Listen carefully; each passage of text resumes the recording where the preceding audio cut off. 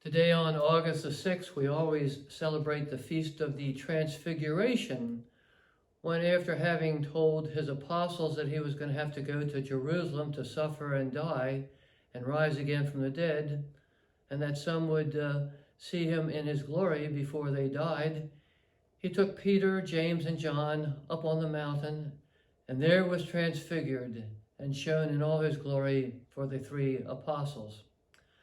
But today is also the anniversary of a special date that happened 75 years ago, because on this date, the first atomic bomb was dropped on Hiroshima in 1945, early in the morning.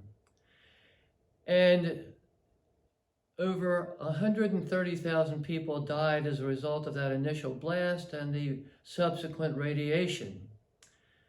Except there were 8 men who were very close to the epicenter. They were about 8 blocks away, and nothing happened to them, and nothing happened to their monastery. Everything else was leveled, totally leveled to the ground. And they suffered no ill effects from the bomb, nor from the subsequent radiation. And they lived another number of years to ripe old age in good health. The scientists who came to investigate them a number of times afterwards could not explain how it was that they suffered no effects from the radiation.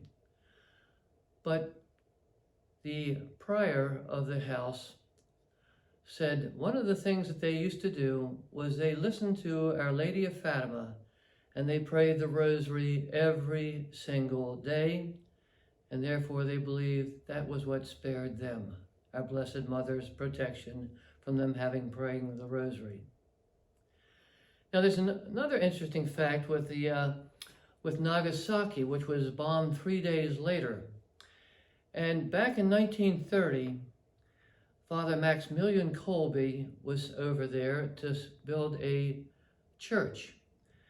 And he was given a piece of land by the bishop that his friends thought was very unsuitable. They wanted to go to another site, but he said no, because soon a big red ball is going to destroy this place. And so they built where he originally decided that they should be built. And so when Nagasaki was bombed 3 days later, the bomb would have fallen right on the place where they wanted him to build the church, but he did not.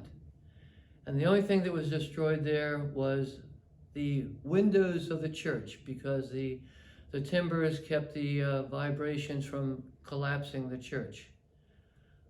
Amazing, amazing, amazing.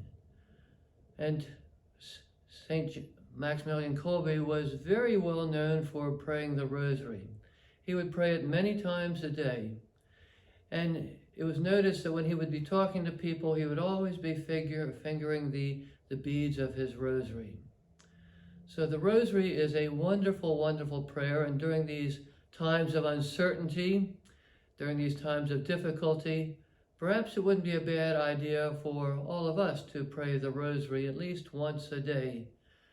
And hopefully our prayers to the Blessed Mother will help her to help us find a vaccine to eradicate this hideous virus.